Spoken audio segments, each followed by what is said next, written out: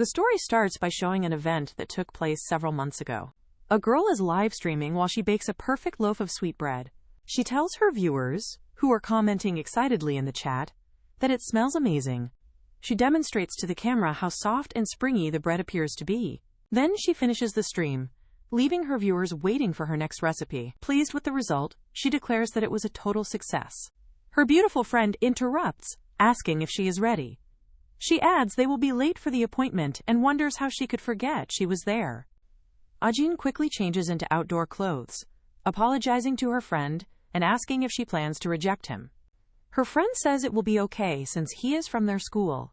She advises her to reject him firmly to prevent future awkwardness, but adds that he might be the perfect guy. She often gets confessions because she's attractive.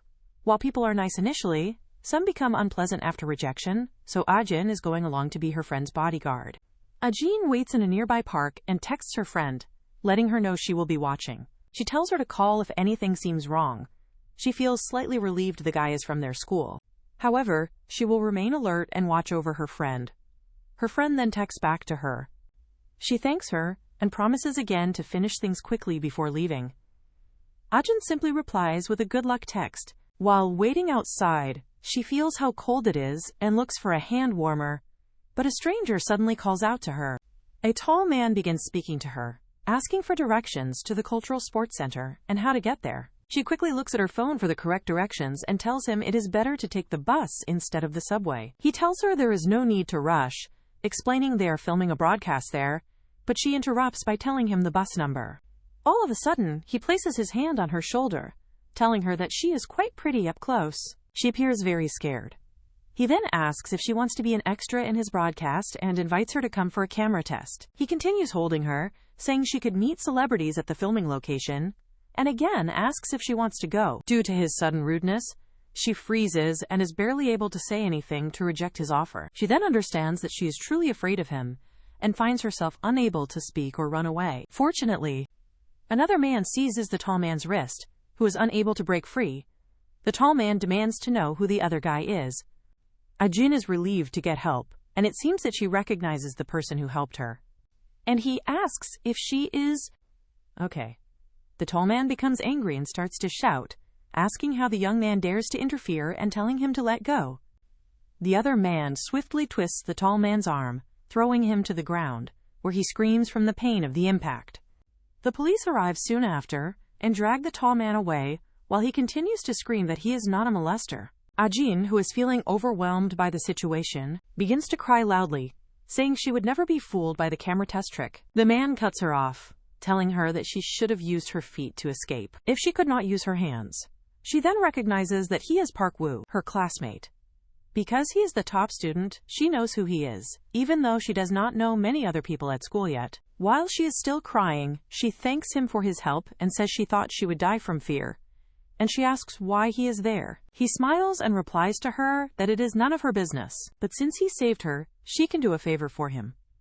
She agrees, as she dislikes owing people favors. He laughs and says that for the favor, she could lend him her power bank. Shocked by his request, she is hesitant to hand over her most prized possession. He tells her he was watching a basketball game when his battery died at the most critical moment. She does her best to refuse him, saying that she is going home very soon and cannot just lend it to him now. Her friend sees the two of them outside, while Park Woo insists that if she dislikes owing people, she should lend him the power bank. Inside the cafe, the guy with her friend requests an answer to his confession, but she continues to stare at the two people outside. She gets up and tells him that it is not a good time to discuss that, and that he should give her some time to think. She gathers her things and leaves. She tells him something urgent has come up, and she will see him at school. Outside, Ajin keeps asking how much longer he will need her power bank, and he tells her to wait, since he has not even plugged it in yet. So she approaches the two outside, and grabs Ajin, saying they should go home now. Jongmin keeps looking at both of them, not understanding the situation. He smiles back, thinking he might be friends with the guy who likes her, and could be useful. The two of them left, and she kept dragging her along without a word. So Ajin asks if something happened, why she is in such a hurry, and reminds her the power bank is still behind. The friend smiles and says it is nothing. She claims her mother keeps calling her to come home quickly, and that is the reason she is rushing. Ajin hugs her friend and asks her how things went, and she says she will tell her on their way home. The next morning after saying goodbye, they each go to their separate classes and promise to meet up during lunch. While walking to her own class, she realizes she did not sleep well because she was worried about her power bank. She thinks that perhaps she should have left it at her home like a family heirloom. Some girls stare out the window, saying he is handsome, and the reason they came to this school.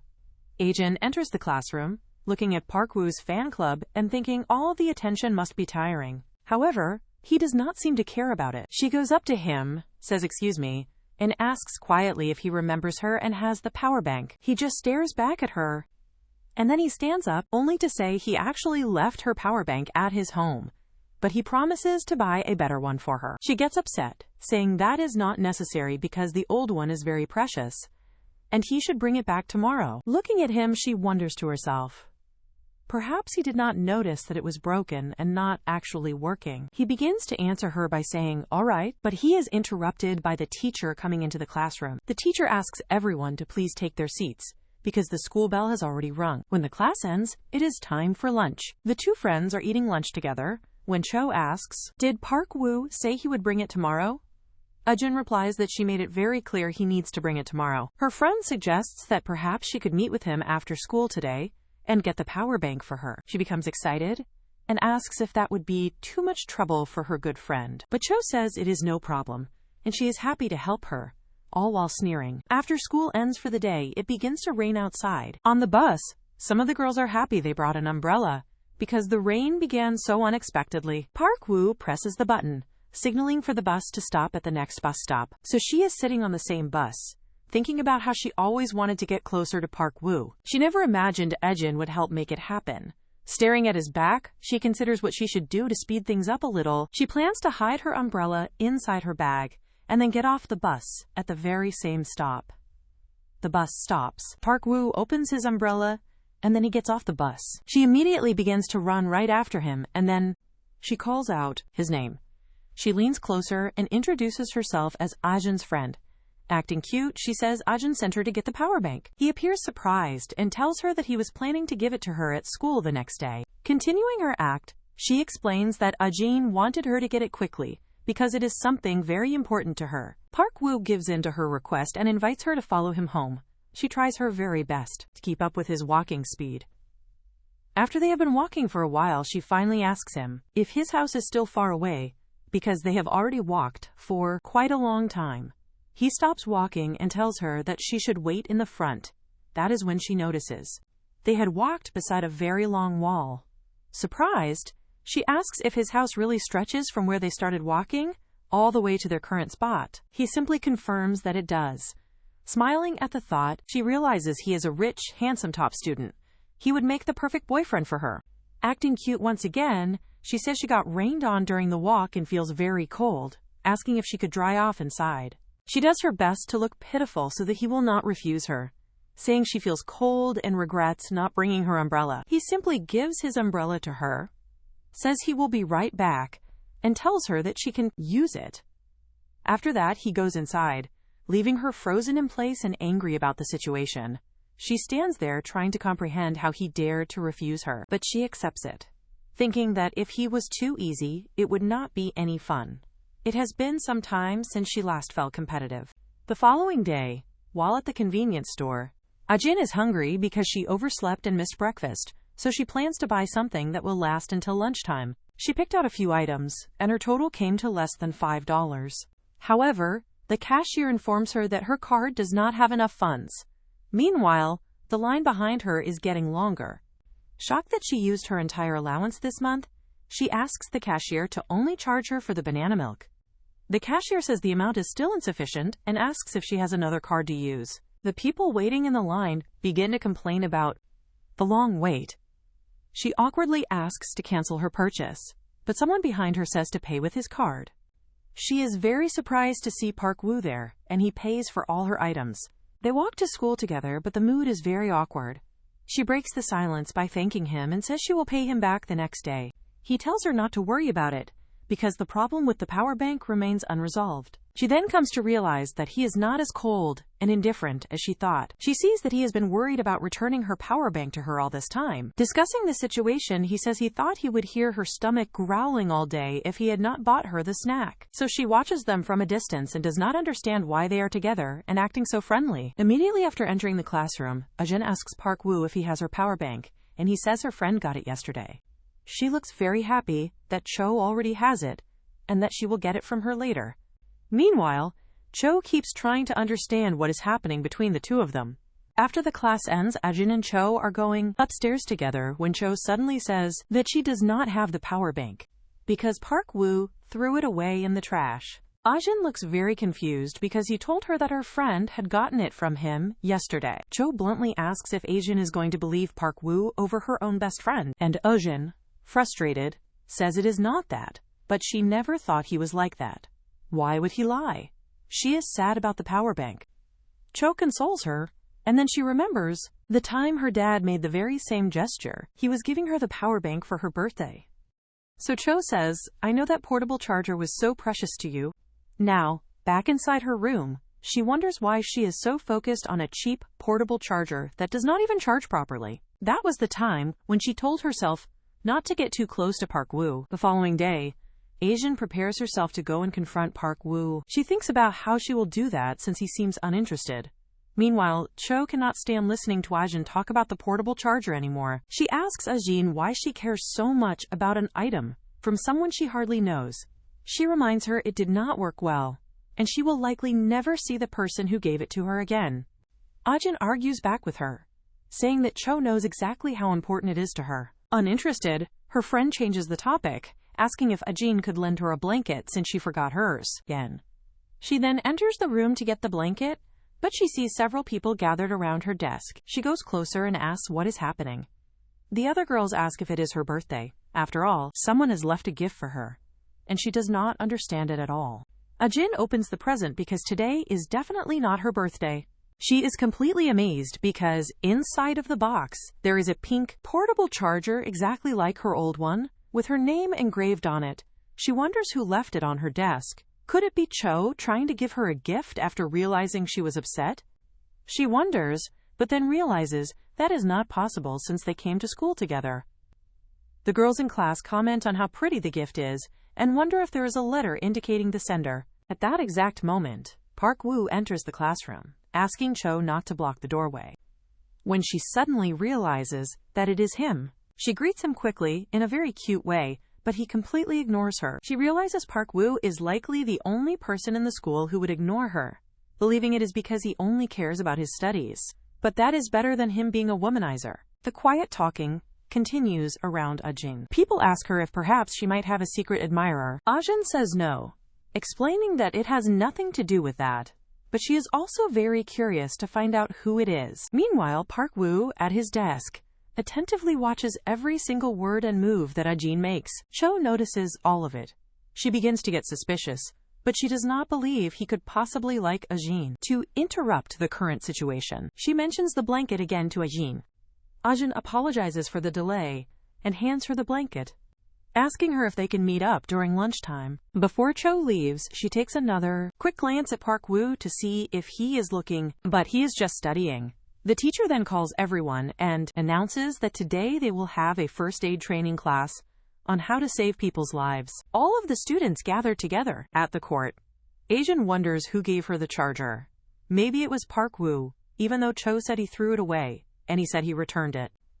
Ajin still wonders if it is really possible that he gave her the new charger, but she cannot be sure.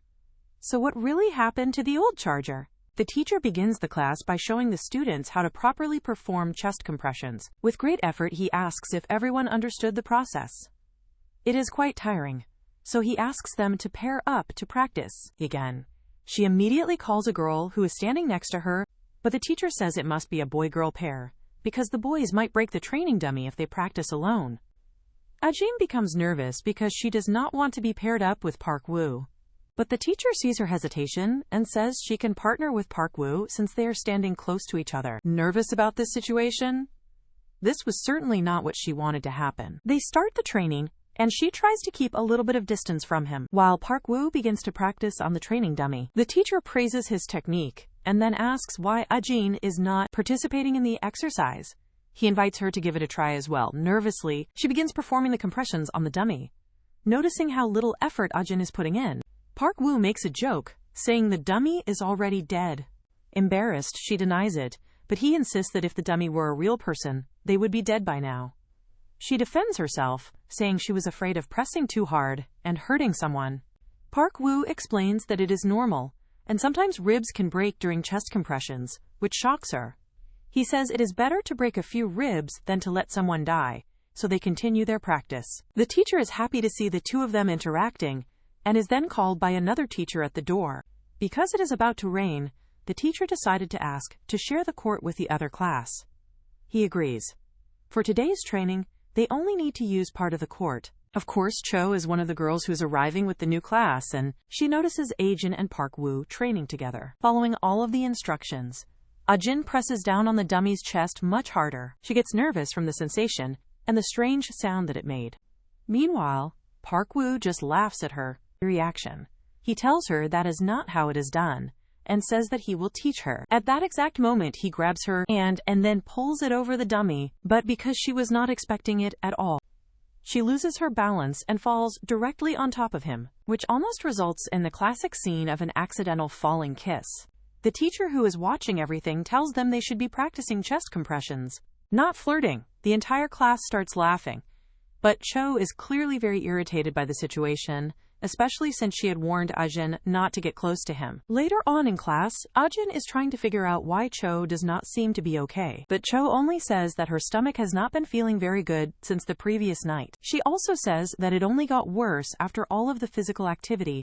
Ajin offers to go with her to the school infirmary so she can take some medicine and rest, but she refuses and says she will feel much better after taking a nap, since the lunch break is almost over, so they should go eat. But in reality, what Cho is thinking is that she cannot even stand to look at Ajin's face. Unable to handle the situation any longer, she asks if Ajin can go alone to get food and just pretend she is with her, because she does not want her friend to go without eating. Ajin is very touched by her friend's kind gesture and says she will go alone. She tells her not to worry and to take her medicine. But in reality, Cho is thinking about how to separate Ajin and Park Woo, and she is hoping that the charger was not a gift from him. In the school cafeteria, Ajin feels a little uncomfortable eating all alone because she thinks it is a little weird. But she is quickly interrupted by Park Woo and his friend, who ask her why she is all alone and where her friend is. Park Woo simply pulls out a chair right next to her and sits down. She is shocked they are sitting with her. He simply gives her his sausages to eat. His friend becomes annoyed because the sausages are the best part of the lunch, and he really wanted them. Ajin keeps thinking he is doing all of this because he feels guilty for throwing away her old charger. Trying to break the awkward mood, Park Woo jokes that she needs to eat so she can get stronger, since she could not even hold herself up and fell on top of him during class. She gets very embarrassed and says she only fell because he pulled her unexpectedly. The friend begins to get suspicious because Park Woo does not normally talk to girls, let alone give them his food. Ajin continues to eat her lunch, but the entire time she is thinking about how she will bring up the subject of the new charger. But she is happy that they at least sat with her. Now she does not have to eat all alone. When she realizes that she was grateful for that, she becomes irritated and tries to convince herself she was totally fine before and did not need anyone's company. The friend gets up to get more food. Meanwhile, Ajin continues planning how to talk about the charger, and Park Woo does not understand why she is eating nonstop. The next morning, Ajin leaves her house late and is about to miss her bus, but fortunately she makes it just before the bus leaves. As she expected, the bus is completely full and there is not a single seat left for her.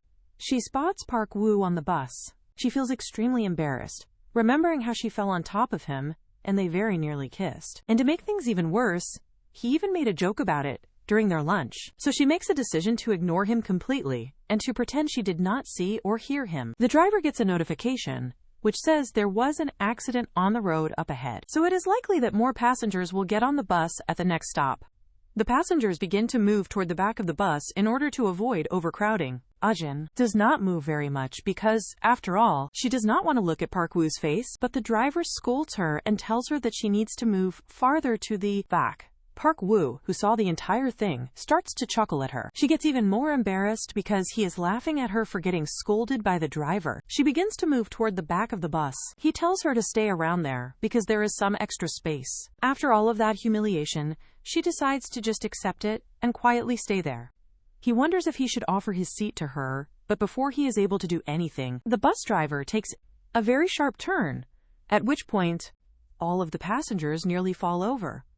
And of course, Ajin ends up falling directly into Park Woo's lap. The situation is so incredibly awkward that she begins to panic. She quickly gets up, accidentally hitting Park Woo with her head. They both feel the impact of the hit, and she apologizes for having fallen onto his thighs. He smells a sweet and pleasant scent coming from her hair and gets embarrassed, just saying that it is okay, it happens sometimes. Finally, they arrive at the school's bus stop, and all of the passengers begin to get off the bus. They walk to school with some distance between them, and Ajin thinks that now is the perfect time to talk about the portable charger. She asks him directly if the gift from yesterday was from him. She could not think of anyone else who would have done it, and she thanks him a lot for the gift. She tells him she thought it was very pretty. He is just happy that she liked it, and for the very first time, Ajin sees Park Woo smiling at her. He explains he bought a new portable charger for her because hers was broken, and he felt responsible for what happened to it. Ajin tries to explain to him that the charger was already on its last legs. However, she is still confused by Cho's statement that he had thrown her charger away, because he does not seem like a person who would do that. But she decides to just let it go, and thanks him once again, saying she will use the new charger a lot. And of course, while this sentimental moment is occurring between the two main characters, Cho is watching everything from across the street, getting more jealous and irritated by the atmosphere between them. For her, Park Woo should be dating her, not Ajin. She quickly sends a text message to the first guy who had confessed his feelings to her, asking him if they can meet up, and he gets very excited, thinking that she is finally giving him a real chance. She asks him to bring a friend along with him, saying her friend is very interested in his friend. She is setting up the perfect plan in order to win over Park Woo. On the day they are scheduled to meet up, Park Woo is waiting in front of the movie theater for his friend to arrive. He sends a message to him, asking if he is already on his way. He is surprised to hear a female voice suddenly calling out his name. It is Cho. She brought coffee and soda with her and offers them to him. He is confused about why she is there and offering him a drink. She explains she brought drinks because they are going to watch a movie together. He replies that he is not watching any movie with her and says his movie is about to start, so she should leave. While he calls his friend to try and find out what is going on, Jungmin apologizes, saying this is happening because he wants to go out with Cho. For that to happen, he has to watch a movie with her friend who likes him. But Jungmin decided that instead of them all watching the movie together, it would be better for him to watch it only with Cho, and for Park Woo to watch with her friend. Park Woo replies that his friend is mistaken because Cho is there, and before he can finish his sentence, Cho grabs his phone from him and hangs up the call. She confesses to what she is doing, and then she simply hides his phone. She tells him that she likes him. He becomes even more confused by this. Then she admits to him that she lied to Jungmin. She said she wanted to watch a movie alone with Park Woo. She also confesses she lied about getting Ajin's charger just so she could talk to him, because she really likes him. He finally understands that all of this was a setup by Cho from the very beginning. Before he can say anything, she asks what he thinks about her, and says she wants him to get to know her much better. Ignoring what she said, he asks her for his phone back, but she refuses to give it to him. She says if it is because of Jungmin, she will make sure to reject him. Then she asks Park Woo to just tell her what he feels for her. Faced with this very direct situation, he stays silent while she is certain that he will accept her and return her romantic feelings. But he finally breaks the silence and tells her directly that he does not like her. Shocked by his answer, she cannot understand how he was able to reject her. She has never been rejected by anyone before and does not know what to say. So of course, our villain turns to emotional manipulation and suddenly starts to cry, asking him how he can reject her so quickly, without even thinking for a single minute. He is very sure about his decision, and says there is no need for him to think about it. He then asks for his phone back from her. Crying and shocked by his response, she tries her best to persuade him to think more about her and his feelings. Tired of the situation, he pushes her hand away, tells her not to touch him, and says since she will not give the phone back, she can just keep it. Then he leaves. She is abandoned in front of the cinema. She is furious about being humiliated in that way, but she is sure she will not let this go and calls out, telling him to take the phone. He turns around, trying to end the situation, and tells her he does not like her, and that whether her personality is good or bad, he is not interested in her. The only thing he wants right now is for her to reject Jongmin and then apologize to him. At that moment, she drops the drinks she was holding on the ground, and it seems like she really lost. But obviously, our main villain was not going to let this go so easily. So she looks down at the spilled coffee and screams, pretending that she got burned by it. Obviously, our kind protagonist would help her, so he goes to the local pharmacy and buys bandages to treat her fake burn. She gets very happy that he is at least giving her a little bit of his attention because of the fake burn. For the first time, she feels like she is really falling for someone. And while he is there, focused on wrapping her hand, she tells him her heart is racing because he is holding her hand. He quickly gets up, lets go of her hand, and says he is leaving. The delusional girl believes he is just embarrassed before he can leave. She returns his phone to him and apologizes for her earlier behavior. He just turns his back to her and walks away, while she just stays there, completely love-struck, really thinking he left because he was shy. Poor girl. So delusional. Later at Cho's house, Ajin arrives, looking completely desperate. She is worried about her friend's injury, and Cho just asks her to speak more quietly because she has a terrible headache. Ajin notices that the bandages on her hand are very poorly done, and asks to take a closer look. However, Cho remembers the moment Park Woo did those bandages and quickly pulls her hand away. Ajin thinks she is just in a lot of pain, but she covers it up, saying she is scared of someone touching her burned hand.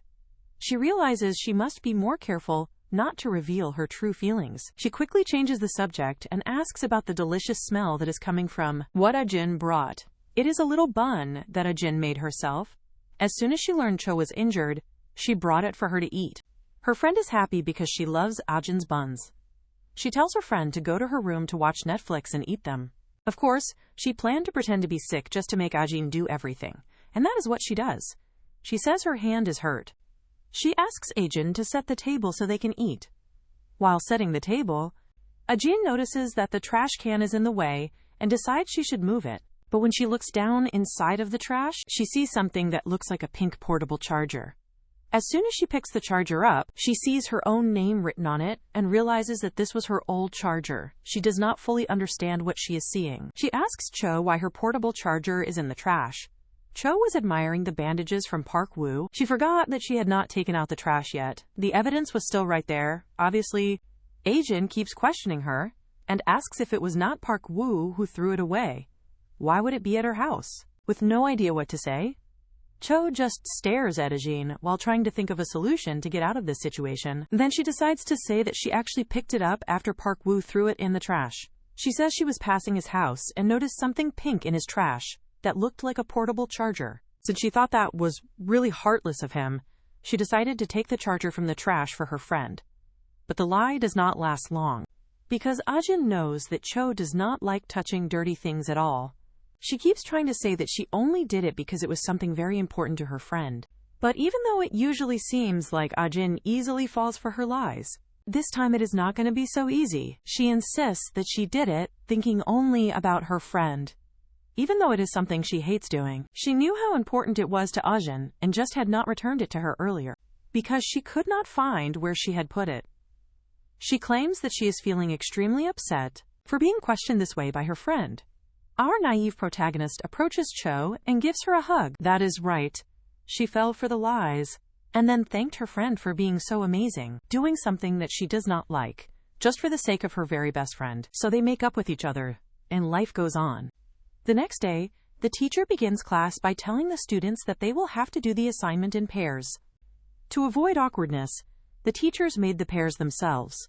They did not like the idea, but the teacher tells them to check the pairs before complaining. Everyone rushes over to the paper to see who is going to be Park Woo's partner. And clearly it is our protagonist, Ajin. People comment on how lucky she is to be paired with someone who is so smart. The girls in the class start to feel very jealous of Ajin, because they also wanted to be with Park Woo.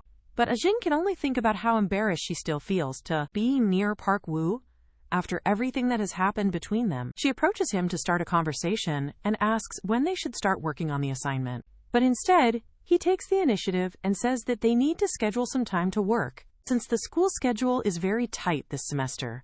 So they decide to meet on Saturday. Fast forward to Saturday morning. It is a beautiful day with many lovely spring flowers blooming. Ajin wonders if she should invite Cho to hang out with her.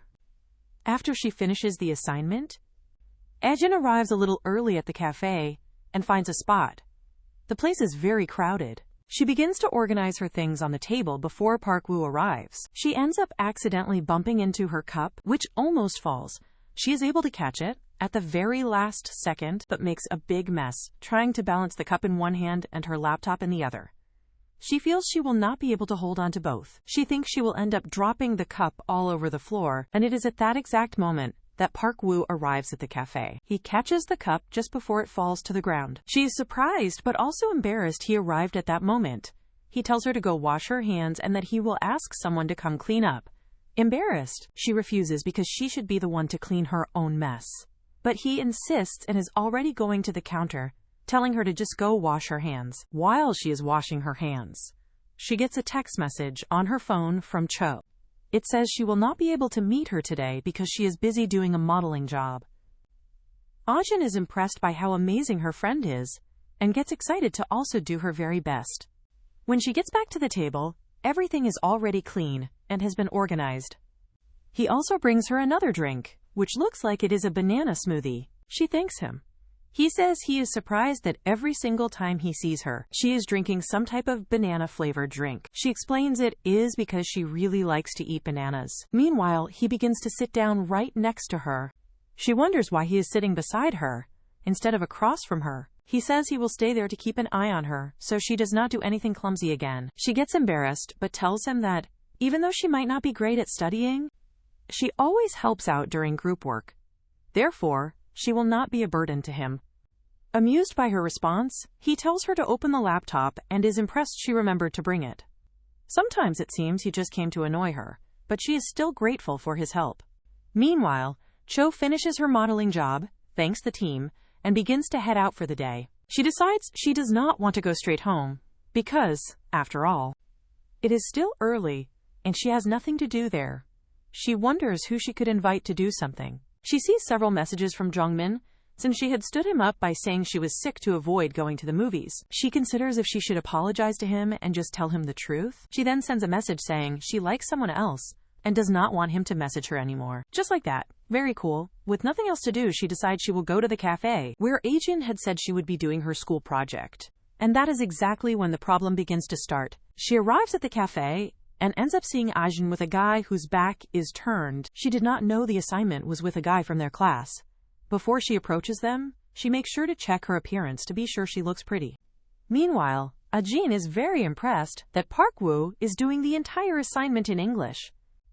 He does it without needing to use a translator, and he is doing it very quickly and easily, until she notices that his phone starts to ring. It is Jongmin. He answers, and the poor guy is crying, saying he just got rejected and really needs a friend right now. He seems very annoyed, because he knows Cho probably was not very kind when she rejected his good friend. He hangs up and tells Ajin something happened and he has to go. Most of the assignment is done, and she just needs to do the design. She understands and tells him to go quickly and not worry, as she will do the rest properly. Excited because he worked so hard on his part, she wants to do the same. Cho is still there, putting on her lip gloss in the mirror when she sees Park Woo leaving, talking on the phone, saying he will meet Jongmin at another friend's house. That is when she realizes the guy doing the project with Ajin was actually Park Woo. She decides to sit down behind Ajin without saying a single word to her, until Ajin finishes all of her work and decides to go to the bathroom.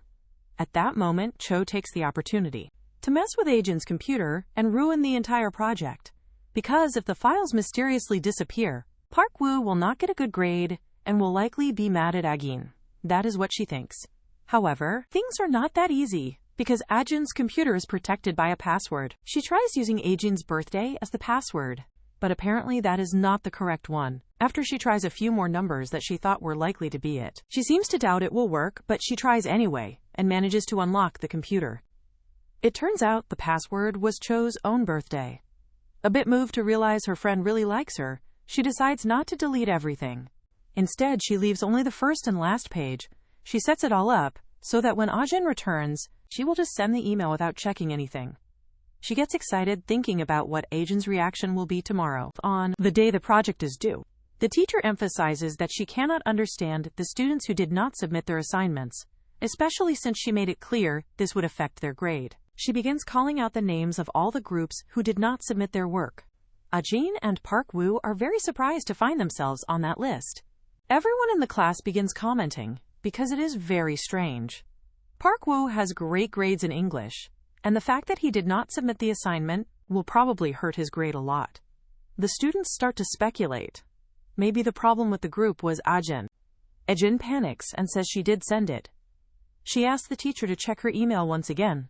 The teacher confirms they did send it, but there was some kind of problem with the file, and she asks if she confirmed it before sending. As soon as she opens the assignment on her computer to check, she realizes that only the very first and the last page are there. That is when she is shocked to see the entire part Park Woo worked on is missing. Everyone says they must have focused so much on the design that they forgot to do the project. Ajin starts to get worried because she ended up messing things up for Park Woo with this. She wonders what could have happened. After all, she checked everything and sent it without any problems. Feeling embarrassed, she asks the teacher if it is possible to get a little more time so she can resend the assignment. Park Woo finally speaks up and apologizes directly to the teacher, saying it seems there was some kind of error and that he has sent the assignment. Ajin is surprised because even she did not know that he had those files. The teacher seems to accept the situation that happened, but then she asks him to do a presentation of the assignment. This is to be fair to the other students who submitted it on time.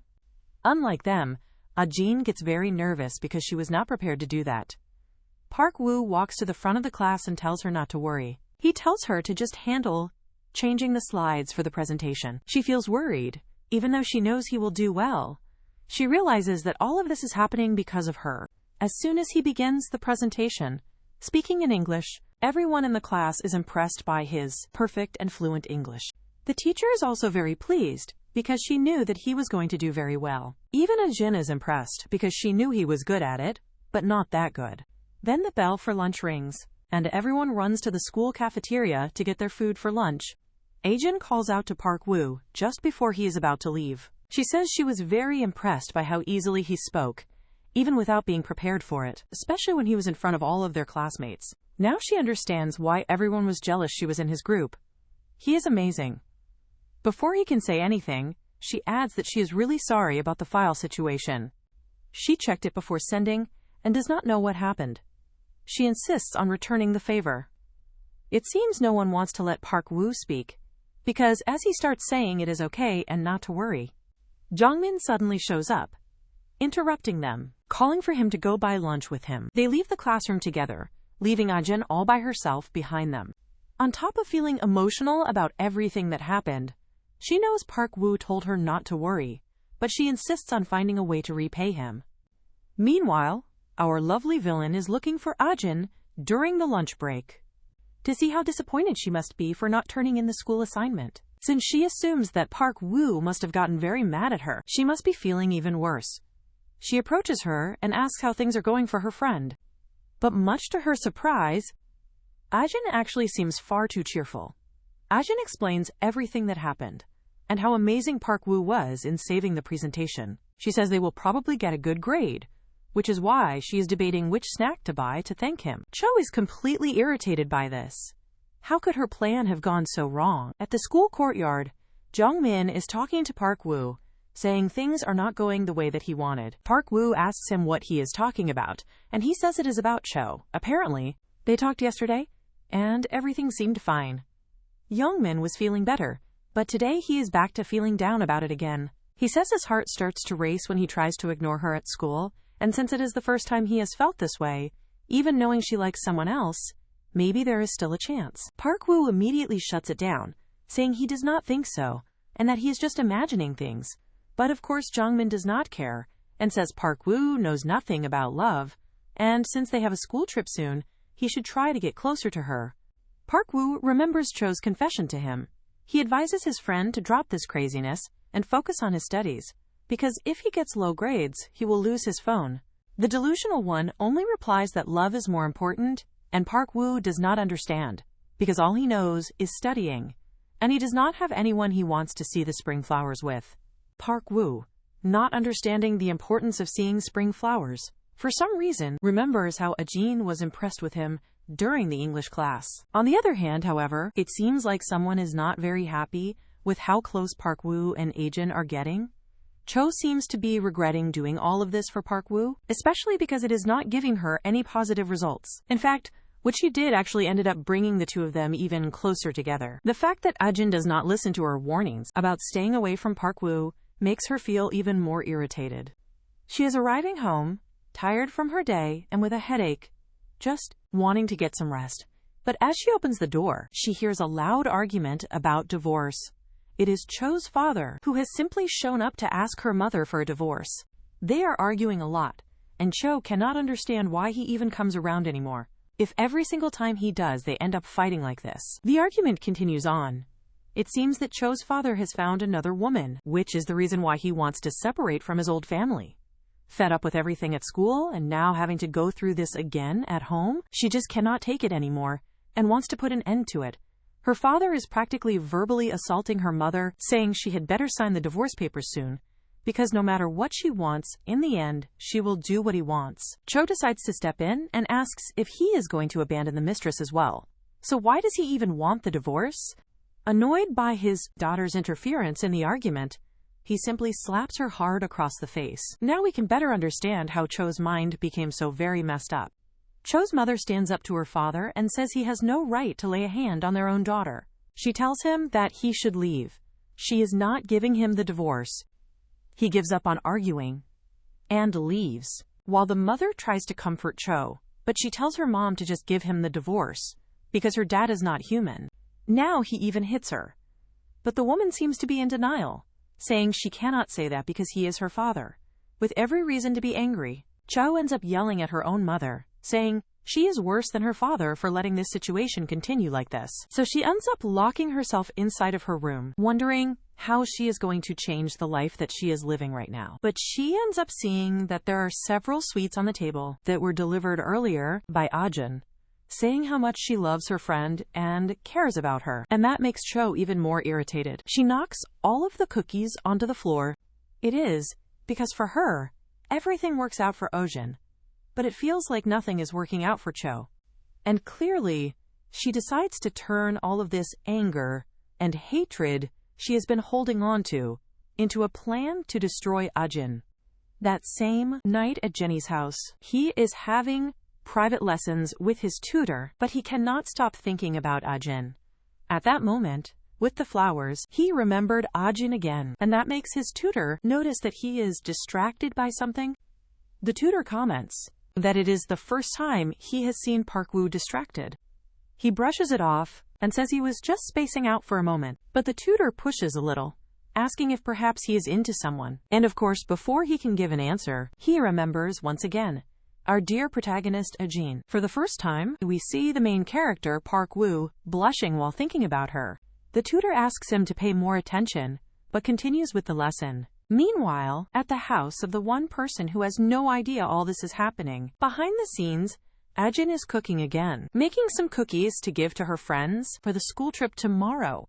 Her parents arrive home from work and ask her not to stay up too late because she is going to have a full day tomorrow. She says she is just finishing the cookies for her friends and will go to sleep soon. They comment that her friends must be very lucky to receive all this love from their daughter. Her father, excited about the whole thing, ends up giving Ajin a bit of money so she can enjoy tomorrow and buy a few gifts. Back in her room, she is packing things for tomorrow's trip, and she decides to bring her portable charger. Looking at the two options that she now has, she remembers something that happened a year ago, the dormitory of the university.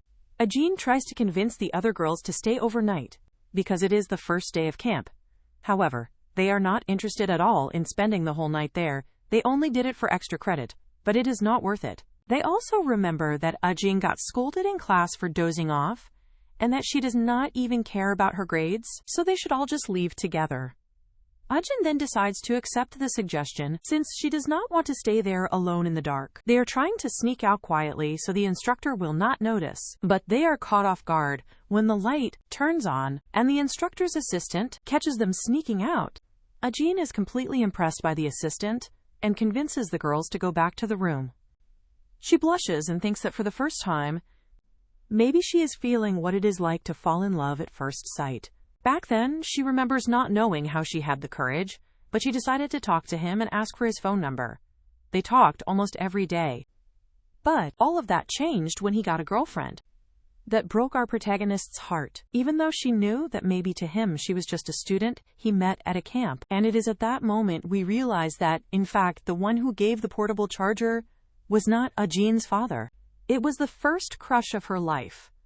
She feels happy just looking at the charger and wonders how he must be doing these days. Back to the present time, we now see a scene at the university where her crush is surrounded by women and is being congratulated for getting a teaching internship at a school. The girls around him congratulate him and ask where he is going to do this internship. Of course, it is going to be at her high school. Well, after that little spoiler of what is coming in the future, we are finally at the day of the school trip. The students complain that they wish they were going to an island or somewhere farther away. And our protagonist, Ajin, is only worried about where her friend Cho is. She calls her friend and asks to meet up because she needs to give her something before leaving. As she turns around, she finds her friend all dressed up and even wearing a crop shirt, showing that she did not come to play on this trip. Since they are school students, Ajin scolds her friend and says that those clothes show too much skin, so Cho gets mad at her and tells her to stop tugging on her clothes, saying that she is fine the way she is. The whole crowd stops to admire the beauty of our male protagonist. Both Ajin and Cho are impressed by how handsome he is and how well he dresses. Some girls already approach him, saying he looks very good in casual clothes and asking if he has already decided who he will sit with on the train. Meanwhile, Park Woo's friends are already showing that they have brought alcohol to enjoy the night and invite some girls. Cho immediately starts paying attention because she wants to try her best to get close to Park Woo. And the boys mention that the room where they will invite the girls is going to be Ajin's room. She then interrupts the conversation and calls out to Jungmin. Jungmin is shocked because he did not expect her to talk to him. And she says she does not want to interfere, but it sounds like their night is going to be fun, and she would like to join. Of course, Jungmin would immediately say yes, and even think it is amazing. Everyone starts settling in on the train, finding their seats, taking pictures, and enjoying the moment with friends. But Cho is uncomfortable because she does not understand why everyone is taking so many photos, even though they are just on a train. And she starts shrinking into the corner, so she will not appear in any picture. She remembers that in the morning, before leaving home, her mom came to give her an envelope full of money, saying her dad had left it for her to spend on the trip. So Cho gets irritated with the situation and throws the money away, saying there is no point in giving her that after everything he did. But the only thing her mother knows how to say is that she should not blame her father like that. Meanwhile, in another train car, Ajin is feeling hot because she decided to wear a long-sleeved shirt. So she decides to call Cho to go to the vending machine with her. But Cho is sleeping, so she ends up going alone. When she gets there, she finds Park Woo while he is getting a drink. He asks if she wants anything, and she decides to get the same thing as him, a green apple drink, which she says looks very good. When she goes to grab the drink, she sees there are no more left. The last one was the one Park Woo took. He, being the good protagonist that he is, decides to give her the drink, saying that the one who was supposed to drink it was actually Jungmin, but since he is sleeping, she can have it. Happily, she accepts the drink and asks if it is really okay. And since he says it is, she takes it. For a moment, he forgets that he needs to answer and starts admiring her. But then a guy bursts into the train car they are in and ends up bumping into Ajin. This gives us yet another scene of an almost accidental kiss. Park Woo apologizes. While the two are still recovering, Ajin feels a bit of pain in her eyes because her glasses ended up getting hit as well. And Park Woo notices once again that sweet scent of green apple. She looks at him without her glasses and asks if he is okay. He quickly pushes her away, and she does not understand why he did that. However, this moment reminds her of the first time they met in the park, when he saved her from that man and asked her why she did not use her legs since her hands were occupied. She also remembers when Cho told her that he threw her portable charger in the trash. Without understanding, she asks why he is always so mean to her. He realizes she is getting everything wrong and that she seems to think he does not like her. And then, on impulse, he ends up saying that he actually likes her. Our protagonist was not expecting that. How could he say he likes her? She cannot understand anything. She is trying to make sense of it, but nothing adds up, and she wonders why he likes her. But before she can reach a conclusion, he starts laughing and says that her expression is truly incredible right now, and that he really likes her because her reactions are always so funny. Of course, she misunderstands this and starts cursing at him, hitting him, furious and embarrassed, and he says that it hurt. She simply says he deserved it, and leaves. Park Woo calls her before she leaves, but she simply ignores him, and he cannot understand why she got so mad. All she can think is that it is not right.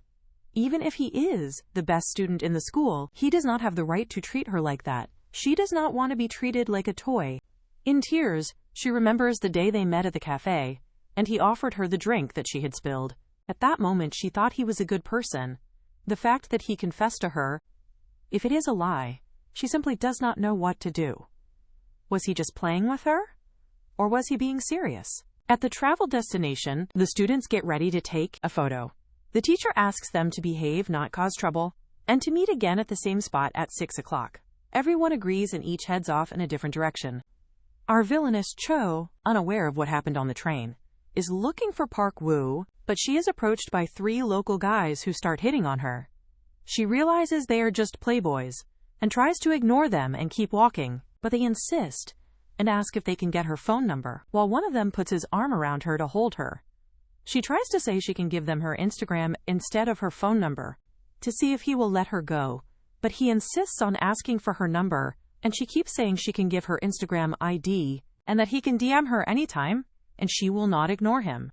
However, since there are 3 of them, she starts getting worried because she does not know if she can get out of this, and she really does not want to give her Instagram. And that is when our protagonist Ajin shows up to save her best friend, shouting that the teacher told them not to talk to people who are not from the school. She grabs Cho's hand and runs. The guys do not follow, but it does not seem like they will just let it go. They keep running without looking back, while Ajin is furious that those guys dared to do that to her friend, and without realizing that her friend will not always be by her side. To lighten the mood a little, Cho says that she does not have to speak formally about those guys because they are only a year older than them, and that they are probably also on a school trip, and Ajin starts laughing at the situation. Ajin is impressed that Cho is so relaxed about it and says they did not look like they were the same age, and that they looked way too worn out to be in school. They laugh about it and continue their trip. Later that night, back at the lodging, the girls from Ajin's room are wondering where the others who have not arrived yet are. When Ajin starts questioning who they are waiting for, the door opens, and there is Jongmin and his friends with a suitcase probably filled with drinks. Of course, Cho is with them, and so is our dear protagonist, Park Woo. The girls do not seem too pleased with Cho's presence, and cluelessly, Ajin has not even realized that Park Woo is there, and that he only came to apologize to her because he does not even enjoy these types of gatherings. When she realizes he is there, she feels a little discouraged while the other girls in the room are very excited. Everyone sits down, and they chat, snack on chips, and there is that awkward tension between Park Woo and Ajin. They start debating what game they should play, and Jongmin suggests playing Truth or Dare. However, before the game can start, they hear a commotion outside, and other students start banging on the door asking what is going on inside. The girls in the room quickly think of a way to trick the people outside, and they decide the best option is to pretend they are all sleeping. They throw blankets over some people. Others run and hide in the bathroom while someone opens the door. Ajin ends up under a blanket. The hall monitor opens the door and believes everyone is sleeping, thinking that they are gone. Ajin starts feeling her neck stiffen, believing that Cho is nervous because she is pushing her head down. She tries to ask her friend to stop pushing her neck, but someone tells her to stay quiet until a phone alarm goes off, and the light turns on, so she can finally see who is next to her. And of course, it is our protagonist, Park Woo. The two stay under the blanket. Their faces are way too close to each other, but they do not move and just keep looking at each other until the alarm stops ringing. And embarrassed, they turn their faces away. Ajin's heart starts racing, and she tries to think of a way to get out of there without anyone noticing what happened, and the only thing she can think at that moment is that he is probably going to push her away like he did on the train and then laugh at her because, for some reason, she has come to the conclusion that he actually hates her. It is not clear how. They stay quiet in the same position until someone says they are gone and the lights can be turned on. When the lights come on, Jongmin realizes he stepped on something. Away? And when he looks, it is Ajin's glasses. Park Woo sits up and quickly pulls the blanket off of them. And she notices he seems angry, even though she did not want to be in that situation either. She cannot understand why he looks mad if she did not do it on purpose. But in truth, our poor protagonist is just embarrassed because he was so close to Ajin, and his original goal for coming here was only to apologize for what happened on the train, not to end up in an even more embarrassing situation. He goes to check if she is okay, but when he looks at her, she is in total shock because Jongmin stepped on her glasses and broke them. He quickly apologizes for stepping on her glasses, but nervously says her name wrong. Instead of saying Ajin, he says Audik, which sounds like a puppy's name. Everyone starts laughing, and he gets even more embarrassed because not only did he say her name wrong, but he also caused all this chaos with the glasses. She says it is fine and that tomorrow she will go to the doctor to get new glasses, and so they get back to what they were doing before, which was starting the games. The first one to pick a paper is Cho, and her mission is to give a snack to someone she wants to get closer to. She chooses Jongmin, who is surprised because he was not expecting it. The boys get very jealous of Jongmin, and Ajin is impressed with how much Cho improved in dealing with others, but actually her plan was to make Park Woo jealous. However, he could not care less. In her head, his expressionless face actually means he is so jealous he cannot even show it. To push it further, she says Jongmin is very cute to try to make him even more jealous. And poor Jongmin is thrilled, thinking everything is wonderful. Then, they spin the bottle, and the next chosen ones are Ajin and Park Woo. Jongmin asks them the question, "Who is bothering you the most in this room?" Everyone gets excited while waiting for the answer. And because they both think of the same answer, they stare at each other for a minute, while no one else understands anything. They quickly look away, thinking that maybe they are not actually bothered. One came just to apologize, and the other does not want to be around someone she thinks hates her. Everyone is anxious for an answer and still does not get what that exchange of looks was about. They start commenting that this looks suspicious. Why did they look at each other and then say nothing? And neither of them has answered the question yet. Since they took too long to respond, they have to draw a punishment slip. Ajin picks a slip that says to take a picture of the teacher's room door, while Park Woo picks one that says he does not have to do any punishment. But since neither answered the question, both of them have to do the challenge Ajin picked. Their friends already say that if they get caught, they should not mention the game or come back there. Ajin looks a little worried because she will have to do this with Park Woo, even though she is not comfortable being around him. Their friends try to encourage them, and Cho says if Ajin does not want to go, she can go in her place. But Jongmin quickly cuts her off and says that is not allowed, and they are ready to go. Everyone must get back inside before someone gets caught. Ajin says goodbye to her friends and leaves. So Cho stays behind, annoyed because she could not switch places with Ajin. Meanwhile, people start saying how much prettier Ajin looks without glasses. But jealous, Cho can only think about how they can think that with her standing right there. To pull the attention back to herself, she grabs someone's hand and tells them to go back inside to continue the game. Back to our two protagonists heading to the teacher's room. Park Woo can only think about how he is going to bring up the conversation to apologize for what happened on the train. After all, he got this chance of being alone with her. He opens the window to show that across from them, there is a room with a light on, which is probably the teacher's room. To get there faster, it would be easier to cut through the path. Ajin can barely pay attention because the only thing she can think about is wanting to leave. She is completely uncomfortable, and it is cold. She says they should go down and cut through the garden. But before she can start walking, Park Woo calls her. He starts talking about what happened on the train. But before he can finish his sentence, a hall monitor shows up, asking who is there. Before the monitor can catch them, Park Woo grabs Ajin's hand and they start running. Quickly, they slip into a room and hide behind a wall, while the monitor notices the open window and closes it. The two stay still, not making a sound, and are barely breathing to avoid getting caught. But they stay there holding hands. Park Woo is the first to break the silence, asking, "Do you think the teacher already left?" And that is when Ajin realizes they are holding hands and quickly pulls hers away. This starts the usual awkward atmosphere, and he apologizes, but the monitor hears them talking and comes running back to check. Ajin starts getting nervous because if they get caught, they will probably lose points at school. So Park Woo decides to stand up and tells her to stay there. She asks what he is going to do as the monitor starts opening the door. Park Woo opens it first and walks out, pretending to be talking on the phone. He is the best student in the school, so the monitor is actually happy to see him, thinking it might have been some troublemakers. Luckily, it is just Park Woo, and he asks what he is doing there. Our protagonist apologizes and says he was talking on the phone and knows he should not have been wandering around. The monitor says it is okay, that there is no problem, and Ajin notices how differently he is treated because he is Park Woo. Still, it looks like Park Woo will get a few penalty points for being out late.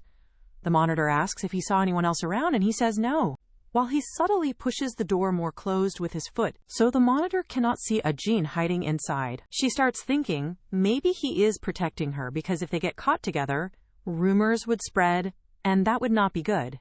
Even so, she feels a little guilty because he is getting a penalty because of her, and he is the school's top student, so grades must matter a lot to him. The monitor leaves and tells him to get back to his room soon. Park Woo tells Ajin she can come out now that the monitor has gone. She comes out looking a bit guilty, and he asks if she is okay. Maybe she is scared, but she says no, she was not scared. There is nothing wrong with her expression. Actually, the only thing she is worried about is that he got a penalty because of her.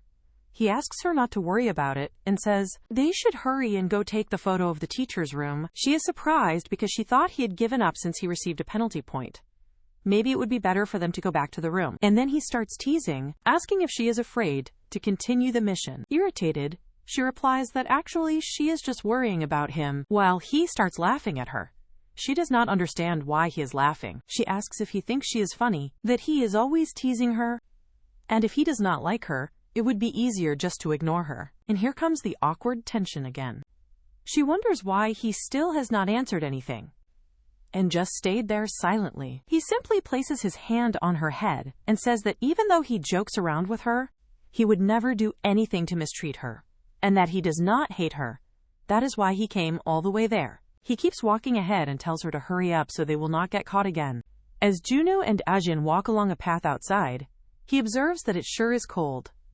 Ajin shivers and internally laments that she is out in the cold because of a punishment and wishes she had brought her jacket.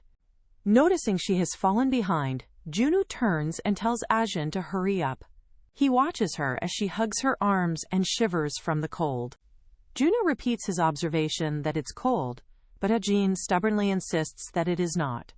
He begins to take off his jacket, offering it to her by saying, "Here, take this." As she continues to shiver, Ajin questions why he's giving it to her, but Junwoo tells her to just keep it because he is not cold. He then points out that she is shivering like crazy. He gently places his jacket over her shoulders. While she weakly protests that she is fine, he quietly tells her to hold still. To her embarrassment, he begins to zip up the jacket for her, prompting her to say she can put it on herself. Ajin flinches with embarrassment as he finishes zipping up the jacket. He gently tugs on the sleeve and earnestly tells her that he really does not hate her, not even a little. With a serious expression, he reiterates that he is serious. Ajin is left blushing and speechless by his sudden and sincere words. Fidgeting with the hem of the warm jacket, she begins to wonder if maybe Junwoo really. She immediately stops her train of thought, freezing as she questions what she is thinking. Ajin abruptly accuses him of making fun of her again by leaving the sleeves hanging loose, declaring that she won't fall for it this time. Junwoo simply replies that at least she isn't shivering anymore and says they should go, privately thinking she resembles a sea cucumber. She quickly runs after him, asking if he could at least help her put the jacket on properly. Later, Junwoo shows his phone to a group of friends, announcing they've found their destination, room 201, the teacher's room. The group erupts in cheers, amazed that they really got it. A friend points at Ajin, asking why she is wearing Junwoo's jacket and what is going on between them. Both Ajin and Junwoo are startled, having forgotten that she was still wearing his jacket. Ajin nervously explains it was just chilly outside as Junwoo tries to leave, stating he's tired and going to sleep. Their friends protest his departure, and Ajin reminds him to take his jacket before he leaves. When a friend asks about getting drinks, Junwoo postpones, suggesting maybe tomorrow. Two other friends yawn and decide to leave as well, saying their goodbyes.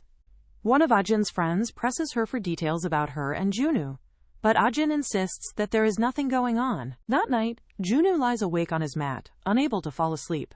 He tosses and turns, recalling Ajin's face without her glasses, admitting to himself that she is actually kind of cute, before dismissing the thought and trying to sleep. Junwoo rushes back into the school building, annoyed with himself for leaving his phone at his desk and wondering why he has been so scatterbrained lately. Upon entering the empty classroom, he finds Ajin searching for her lost scrunchie. He smirks, realizing she is looking for the very scrunchie that is already tied around her wrist. Junwoo sneaks up behind her and gently pulls the scrunchie off her wrist, telling her it is right here. Startled, Ajin spins around and exclaims that he scared her. He playfully teases her, asking if she really did not know the scrunchie was on her wrist and calling her silly, to which she indignantly objects. He lets the scrunchie snap back onto her wrist with a soft thwack.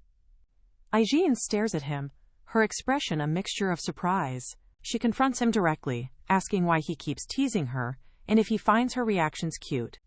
Junwoo bolts upright in bed, waking with a start, the intensity of his dream startling him. Flustered and with his heart still racing, he covers his blushing face and wonders what kind of dream that was. The next day, someone offers Ajin a box of contact lenses to use during the field trips, and she was planning on buying a new pair anyway. Outside, Ajin bows and thanks her two friends, including Jongmin, for coming with her to buy them. Jongmin, looking flustered and apologetic, tells her he is really sorry for a past incident.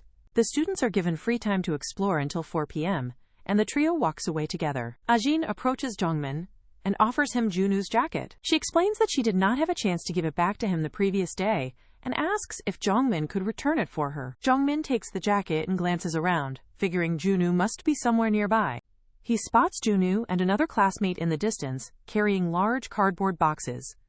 Jongmin groans internally, realizing that if he goes over there, he will likely be roped into helping them run errands. He quickly gives the jacket back to Ajin, suggesting she should give it to Junwoo herself, because he secretly enjoys being thanked and complimented. Ajin clutches the jacket, recalling how he lent it to her so she wouldn't get cold, and realizing she never properly thanked him, agreeing that it would be better if she did it. She jogs towards Junwoo and his friend, calling out for him to hold up. Ajin stops abruptly, noticing they are carrying heavy items, and thinking to herself that she should have waited for a better time. Just then, she spots that Junwoo's shoelace has come undone.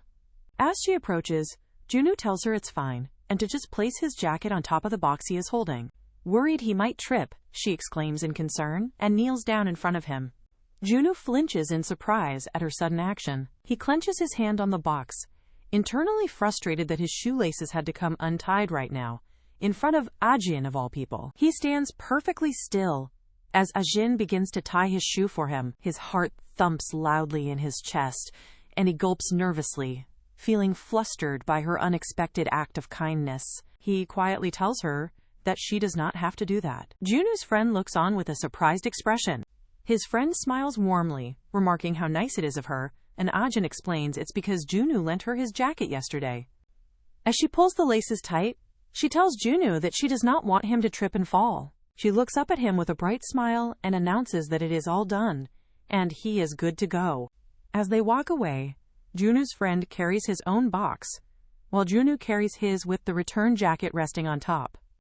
The friend cheerfully remarks that his instincts were spot on, declaring that Ajin is definitely the adorable type and asking Junwoo if he agrees. Junwoo clenches his fist tightly on the box and flatly responds with a simple no. The scene shifts to a different area where other students are chatting and enjoying their free time.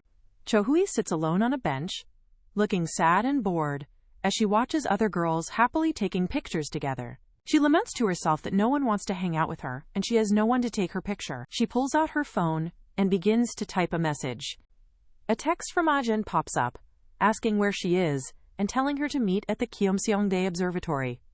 Chohui looks over at another laughing group of students, her expression unchanged. Her phone begins to vibrate with an incoming call from someone named Dojin Lee, and she thinks with disappointment that it is not Ajin. A flashback shows her first meeting with Dojin a few weeks ago, where he told her she was his type.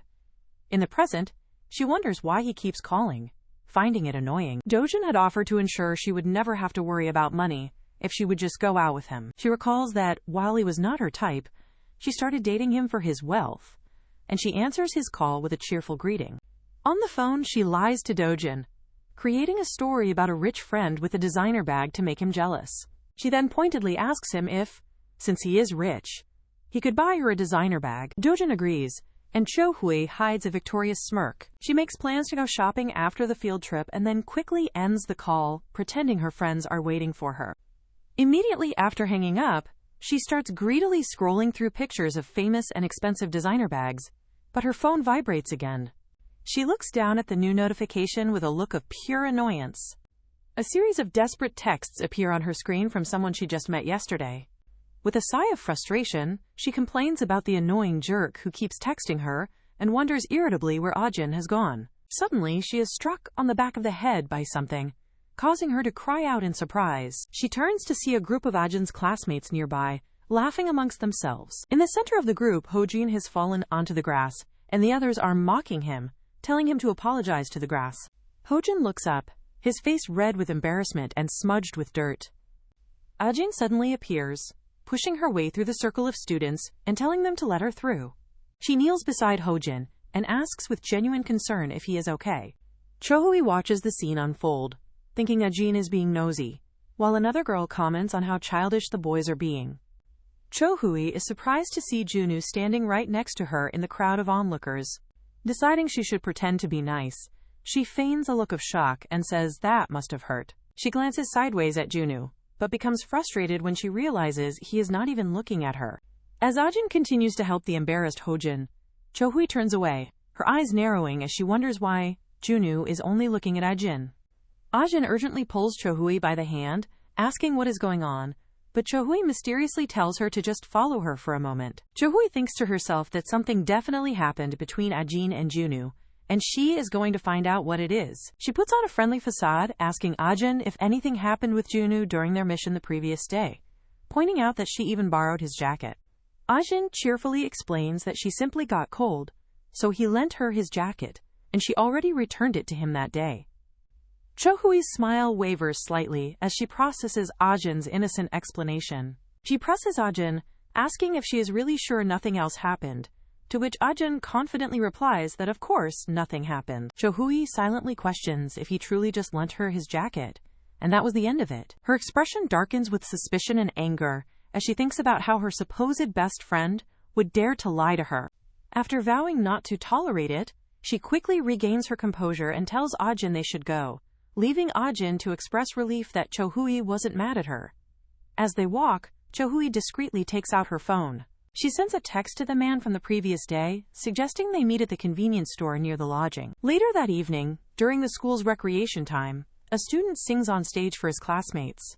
Cho Hui approaches seated Ajin and asks if she could do her a favor. Leaning in close, she whispers a request for Ajin to go to the convenience store and buy her some sanitary pads, claiming she's in a difficult situation.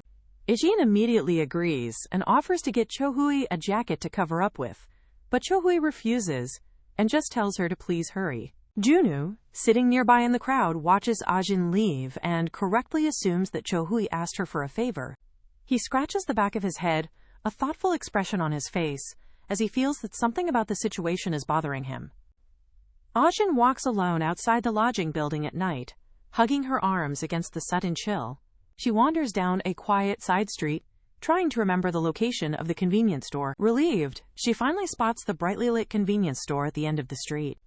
A man suddenly appears in front of her with a wide grin, greeting her and identifying her as Cho Hui's friend. Startled by his sudden appearance, Ajin backs away, nervously wondering who he is. A flashback reminds her that he is one of the aggressive men she and Cho Hui encountered the day before, and she is filled with dread. Feeling scared, she asks to be let past, but he and his friends block her path, asking why she seems so stiff. Ajin flinches as she realizes she is now completely surrounded by the group of menacing men. One of them grabs her arm and tells her to come hang out with them. In a flash, another hand firmly seizes the man's wrist, stopping him. Junwoo glares at the man, his voice low and firm as he orders him to let go of her. He forcefully shoves the man away from Ajin, prompting the man to angrily demand who he is. Another one of the men, who has a large tattoo on his arm, aggressively grabs Junwoo's sweatshirt. The tattooed man throws a punch at Junwoo, telling him to mind his own business. Junwoo expertly dodges the attack and steps forward. With incredible speed and force, he lands a powerful kick on the man. The man is sent flying backward from the impact, landing in a heap on the pavement. The other men looked on in stunned silence, shocked that he was knocked out with just one kick. One of the remaining men begins to panic, realizing they are in serious trouble. Ajin watches the fight with wide, terrified eyes. She screams a warning for Junwoo to watch out as another man charges at him from behind with a wooden bat. The man swings the bat with full force, shouting not to mess with pretty Cho-hui. The scene transitions to the soft, flickering light of a single candle. Later that night, the students are gathered in circles on the lawn for a quiet campfire event. Cho-hui sits apart from the group, anxiously tapping her phone and wondering what happened to Ajin and the men she sent, revealing she only told them to scare her a little. Her attention is caught by someone approaching in the dark. She sees Ajin walking with a teacher and smirks, thinking with satisfaction how pathetic Ajin looks. Ajin approaches Cho-hui and apologizes, explaining that something came up and she was unable to buy the pads. With concern, Cho-hui notes that Ajin looks like she has been crying but seems fine otherwise, and dismisses the issue. As a teacher calls for Ajin to join them, she tells Cho-hui they can talk later and walks away. Ajin slowly walks over to a group of her friends sitting around a candle. Her friends cheerfully wave her over, asking where she has been. One girl immediately notices Ajin's red, swollen eyes and asks if she has been crying. Ajin quietly sits down with her friends, her head bowed. A close-up reveals her teary, red-rimmed eyes, confirming she was recently crying. In a flashback, a teacher instructs Jongmin to take an injured Junwoo to the hospital, while Ajin stands by crying and apologizing, blaming herself for what happened. Back in the present, Ajin sits by herself, hugging her knees and staring into the flickering candlelight. Her eyes welled up with fresh tears as she was overwhelmed with guilt, thinking that Junwoo got hurt because of her. She looks up at the dark, star-filled sky. She silently prays that his injuries are not serious and that he will be okay. The scene changes to the brightly lit entrance of a hospital emergency center. A doctor informs Junwoo that he has fractured his right arm and needs to keep his cast on, as his teacher expresses her frustration over the incident. The teacher explains that he needs to stay in the hospital for a day for insurance purposes, but Junwoo insists on staying for the rest of the field trip. Junwoo looks down at his bandaged arm, his primary concern being that Ajin must be worried about him. Another flashback reveals Ajin kneeling over an unconscious Junwoo after the fight, realizing she needs to call for help. In a desperate and clever move to create a diversion, she begins screaming at the top of her lungs that there is a fire. Her screams cause the remaining attackers to panic and flee, as people rush out from the convenience store, allowing her to protect Junwoo. In the present, Junwoo looks up, feeling guilty for making her worry. The next morning in the school cafeteria, gossip is already spreading among the students about Junwoo not having returned to his room the previous night. Two girls discuss the developing story, with one revealing that he was sent to the hospital after injuring his arm. The rumor mill has already exaggerated the events, as another student loudly claims that Junwoo fought 17 guys all by himself. Sitting at a nearby table, Ajin chokes on her food, knowing there weren't that many attackers, but remembering with a wince that he did get hurt. Her own friends are discussing the incident, and one confirms she heard from Jongmin that Junwoo was hospitalized. Ajin has a vivid flashback to the fight, recalling the sickening crack of the wooden club against Junwoo's arm, and realizing with dawning horror how badly he must have been injured. She sits in silence with a worried expression, losing her appetite as her friend remarks that it will probably take a while for him to fully recover. Overwhelmed with guilt, she blames herself, convinced that Junwoo only got hurt because the thugs were targeting her. She abruptly stands up with her untouched tray of food, telling her friends she is leaving. Her friends watch with concern as she walks away, noting that she barely ate anything. Forcing a weak smile, Ajin apologizes and explains that she is simply too worried to have an appetite. She sways unsteadily as she carries her tray through the cafeteria. Jongmin appears just in time to catch her as she staggers, calling out her name. She turns to him and asks if he has seen Cho-hui, but he says he has not. Just as he is about to leave, Ajin nervously calls for him to wait. Holding her tray, she timidly asks him if Junu's arm is okay. Her face is stuck with worry as she silently pleads for good news.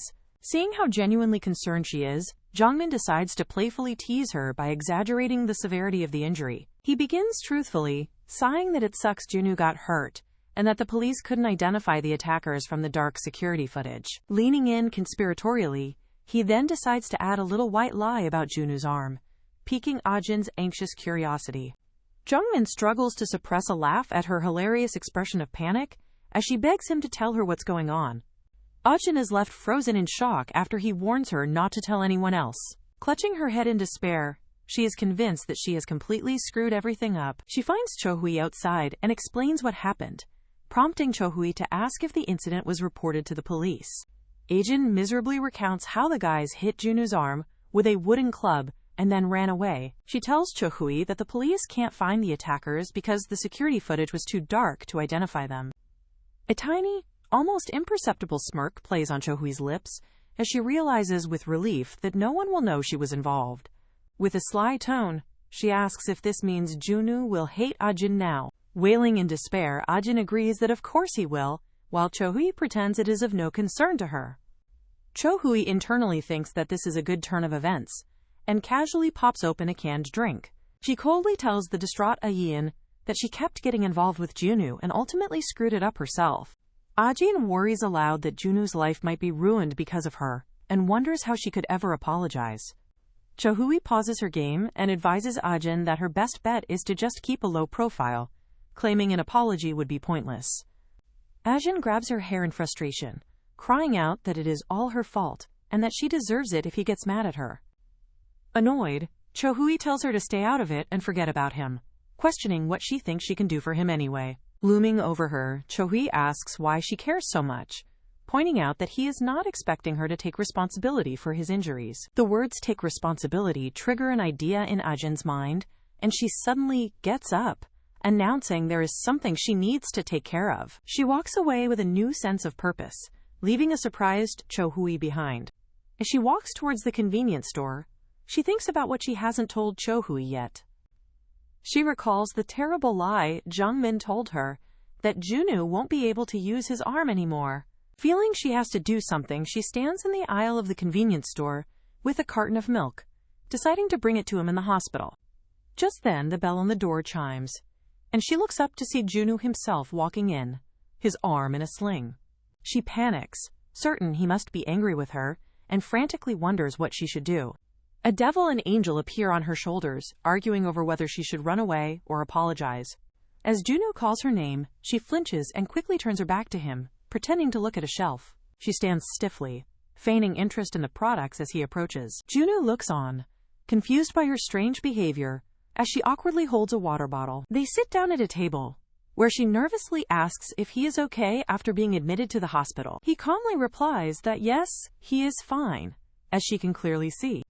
Ajin squeezes her hair, feeling terrible and thinking he must be in a lot of pain with the cast on his arm.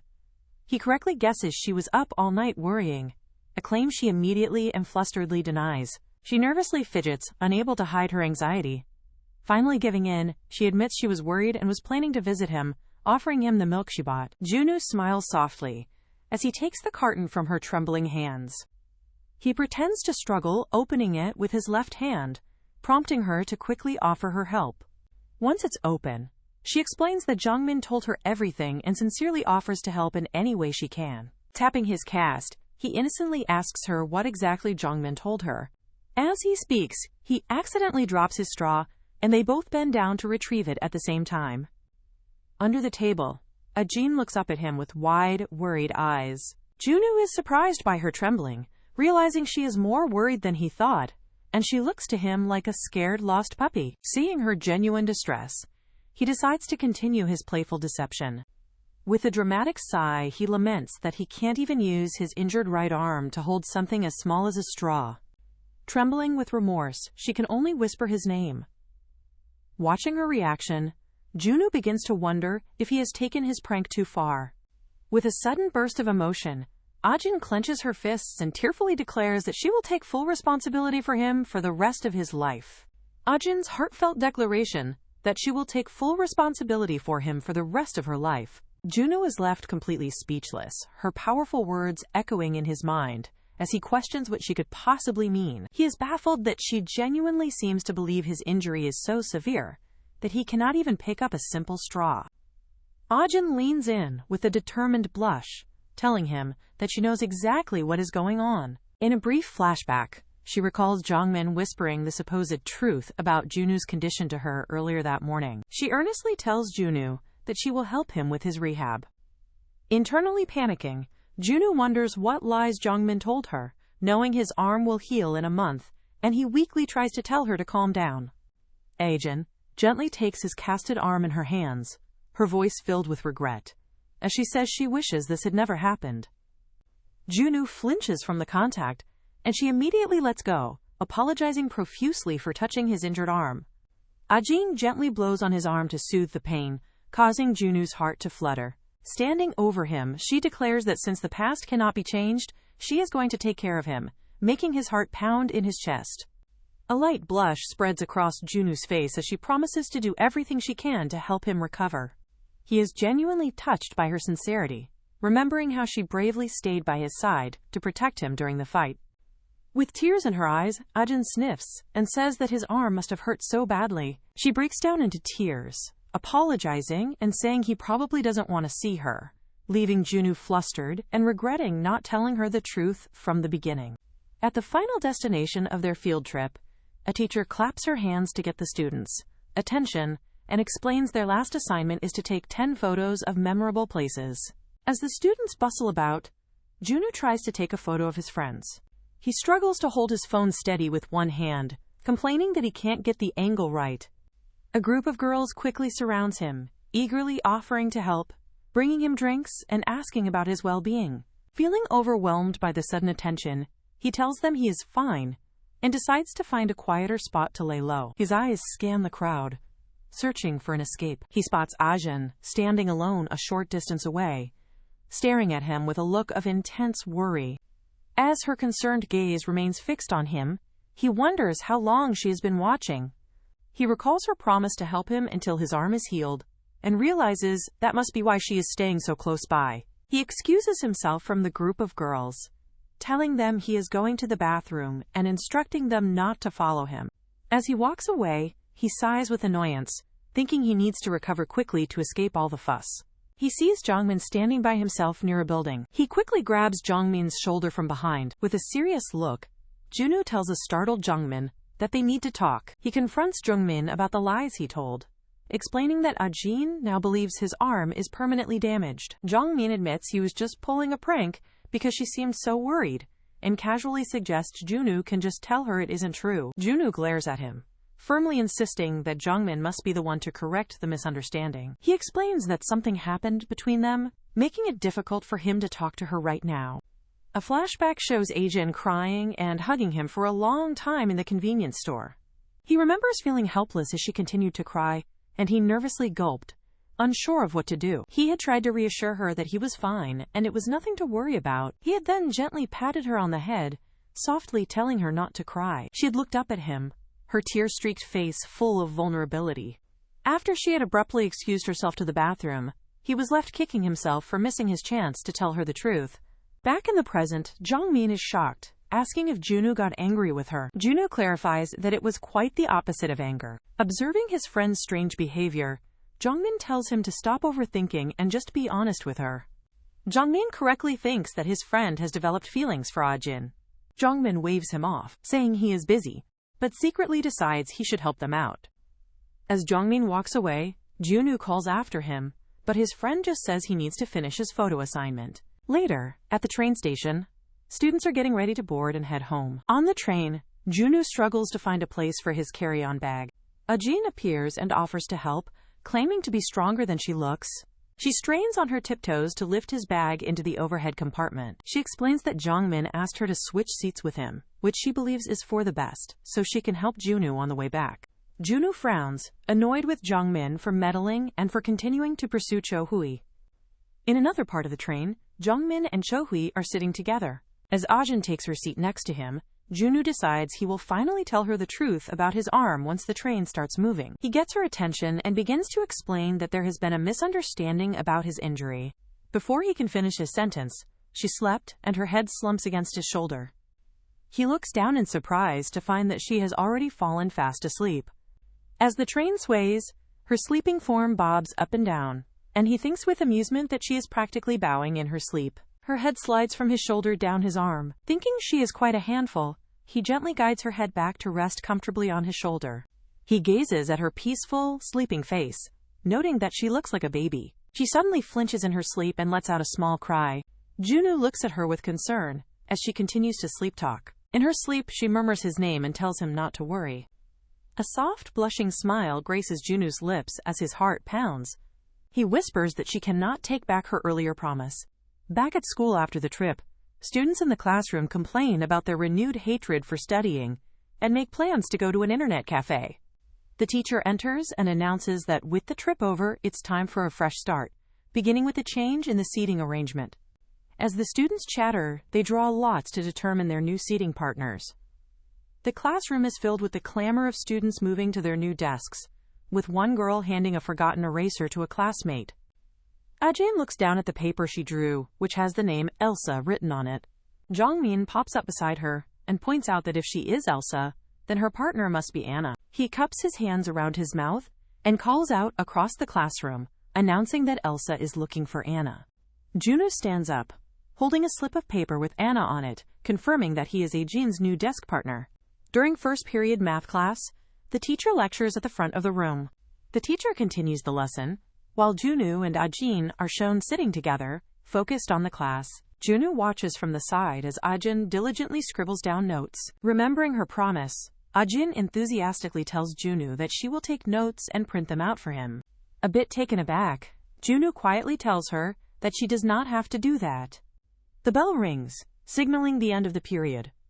Ajin slumps onto her desk, complaining that her head is about to explode from skipping her nap time and that she's starving. Junwoo taps on the desk to get her attention. He asks her to go to the school cafeteria and buy him some bread and a banana milk. She looks up in confusion, asking why she has to do the errand, as he holds out money for her. With a sly look, he unwraps his cast slightly and reminds her of her promise to take responsibility, implying this is part of it.